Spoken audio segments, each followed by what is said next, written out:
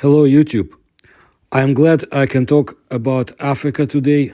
I miss it, and I want to draw more attention to its paranormal phenomena. It has so much of it, but so few people know about this. Today, I want to talk about Equatorial Guinea.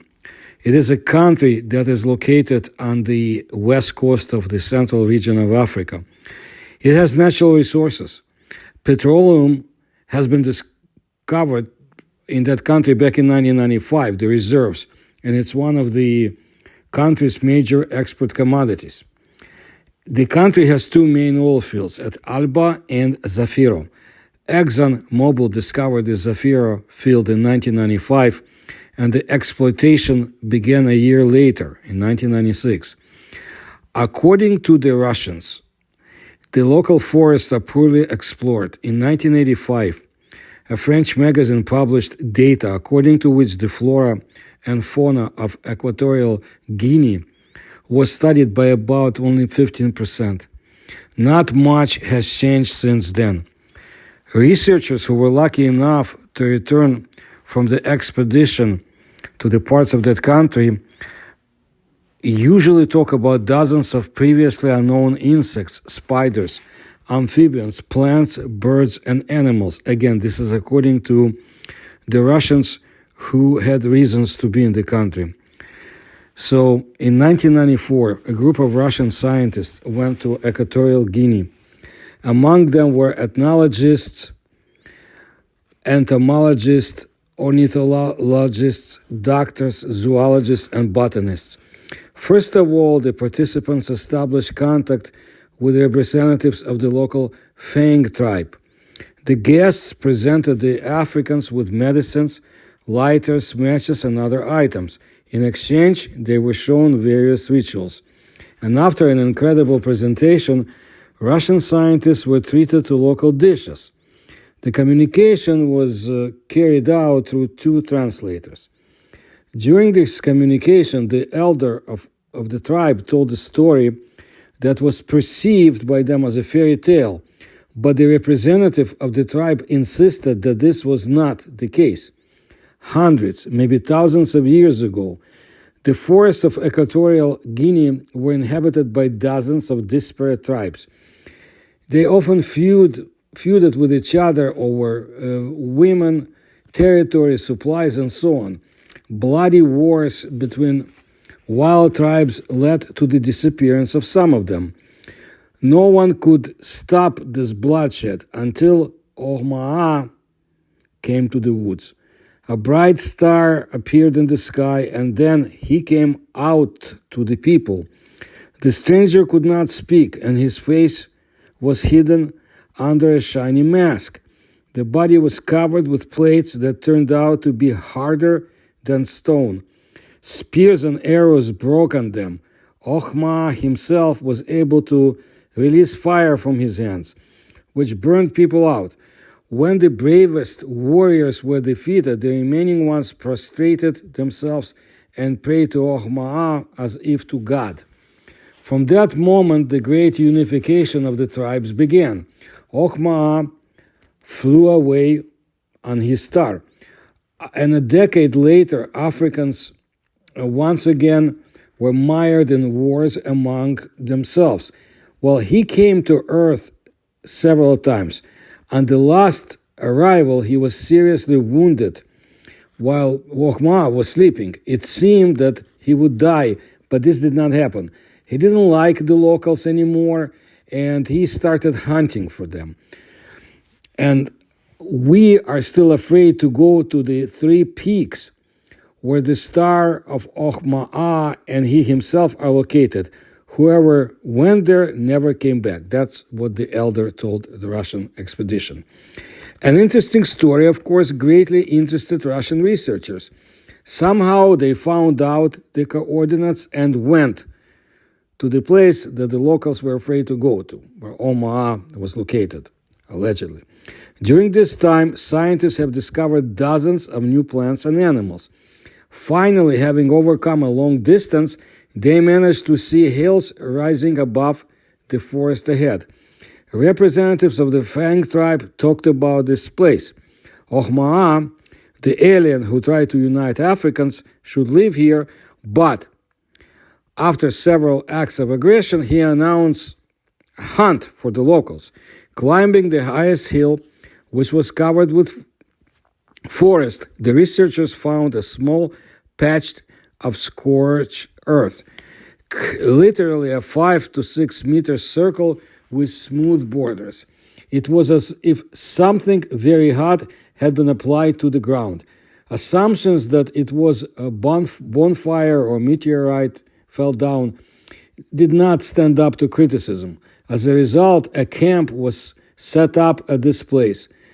There were indeed several bright stars burning in the sky at night, but no one noticed any alien, although 2 of the Russians slept while the other 6 were on duty. But in the morning, when the sun did not have time to appear from behind the horizon, an egg-shaped silver object ascended 400 meters from the ground. A nozzle and a jet of burning gas were visible from below. Naturally, there is no spaceport in Equatorial Guinea, and it could not be in the jungle. It just couldn't be in the jungle, or any spaceport or airport, anything. The participants of the expedition went to the place from where the UFO was launched. There was found exactly the same Scorch Trail. Science has not been able to explain the nature of this phenomenon. I don't know how much science was involved, but I have to tell you what is in the report. Returning to the village to a representative of the Fang tribe, the researchers reported that they observed the rise of a silvery egg-like object, and the elder exclaimed, "I told you so, Ohmaa is still there." Well, let's look at some pertinent information. The Fang people, also known as Fan or Pawin, are a Bantu ethnic group found in Equatorial Guinea, northern Gabon, and southern Cameroon. Representing about 85% of the total population of Equatorial Guinea, concentrated in the Rio Muni region, the Fang people are its largest ethnic group. They have preserved their history largely through the musical oral tradition. Many Fang people are fluent in Spanish, French, German, and English. And a tradition of second language they developed during the Spanish colonial rule in Equatorial Guinea. The Fang people are relatively recent migrants into the Equatorial Guinea, and many of them moved from central Cameroon in the 19th century. By the way, there is a high literacy in the country. Early ethnologists conjectured them to be Nilotic people from the Upper Nile area, or even ancient Egyptians, but there are doubts about this claim. The Fang people were victims of the large transatlantic and trans-Saharan slave trade between the 16th and 19th century. They were stereotyped as cannibals by slave traders and missionaries, in part because human skulls and bones were found in open or in wooden boxes near the villages, a claim used to justify violence against them and their enslavement. When their villages were raided, thousands of their wooden idols and villages were burned by the slave traders. Later, ethnologists who actually spent time with the Fang people later discovered that the Fang people were no cannibalistic. The human bones in open and wooden boxes were of their ancestors, and was the Fang's people's method of routine remembrance and religious reverence for their dead loved ones. Under the French colonial rule, they converted to Christianity. However, after independence, their interest in their own traditional religion, called Biere, also spelled B-R-E, has returned, and many practice syncretic ideas and rites. One of the syncretic traditions among Fang people is called Bviti, a monotheistic religion that celebrates Christian Easter, but over 4 days with a group dancing, singing, and psychedelic drinks. The artworks of Fang people, particularly from wood, iron, and steatite, are regionally famous. Their wooden masks and idol carvings are on display at a number of museums around this planet. Equatorial Guinea is the only African nation to have Spanish as an official language. You see, Spain colonized the country on two separate occasions. First between 1778 to 1810, and then from 1844 to 1968. And due to Spain's long historical influence, Spanish has remained an important language. However, the country also uses French and Portuguese as its official languages, and looks like Russian might be another language to be widely used in the country soon. You see, in the 1970s, the Soviet Union and Equatorial Guinea signed numerous agreements, mostly relating to fishing rights in the area. In return, the Soviets gave Equatorial Guinea 4,000 tons of what one contemporary observed to be very inferior and even putrefying fish. In the 1970s, a surveillance base was set up by the Spanish during the colonial period on top of the base that was set up before by the Spanish on top of the volcanic mountains. The name of the mountain actually is Pico Basil. Well, that surveillance base was taken over by Soviet intelligence services. So I'm sure they had Cubans there too and Spanish-speaking officers. I have no doubts. But who can prove for sure? From 1974 to 1978, USSR was the sole supplier of arms to Equatorial Guinea. I wonder if the Russians will use that base again. You see, recently Gazprom has been involved in recent gas exploration. I told you that country has natural resources galore. And in 2020, important step in the energy cooperation between Equatorial Guinea and Russia took place as the first team of Russia's state-owned joint stock company rurcla arrived in Equatorial Guinea to kick off a historic geological mapping project.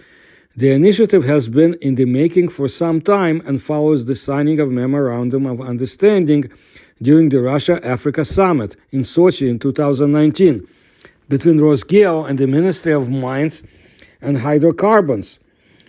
It was followed by the signing of two firm service contracts in May 2020 with Zarubezh Geologia and Yuzhmor Geologia, internationally operating subsidiaries of rurcla, for the initial phase of seismic acquisition in transit zone and state geological mapping in the Rio Muni area in mainland Equatorial Guinea.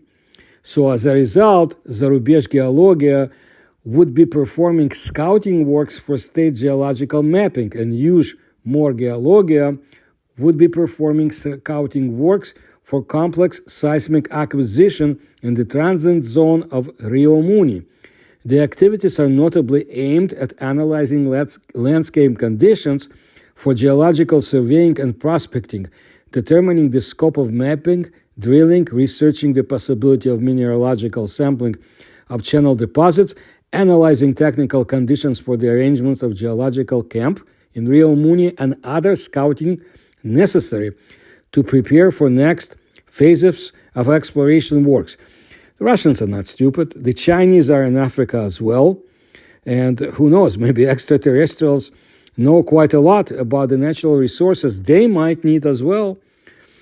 What's important is that the program marks the re-entry of rurcla and Russia into Equatorial Guinea following successful operations of its subsidiary Zarubezh Geologia back in 1970s. See, during the Soviet times, when its activities formed the basis for Equatorial Guinea's geological exploration industry. The Rio Muni area is believed to be one of the most promising exploration frontiers in Equatorial Guinea, which could turn the country once again into a hotspot for natural resources exploration. I'm sure espionage, international intrigue, and maybe extraterrestrial intrigue. Increased exploration is expected not only to help in sustaining and increasing domestic output of oil and gas, but also in providing additional reserves in key minerals to help Equatorial Guinea further diversify its economy. And the Russians might also get to meet Ohmaa. It's the craft he is flying, and maybe even survive the encounter.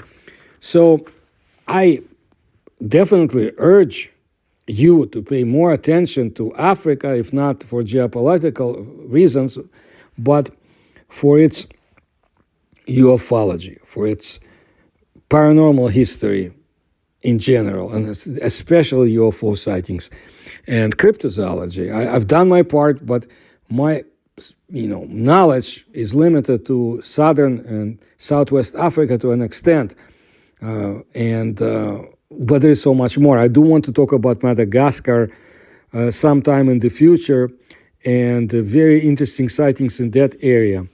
But that will be in the future. So if you like my research, please support me. You can see links in the description to this video. You can see through PayPal and other means.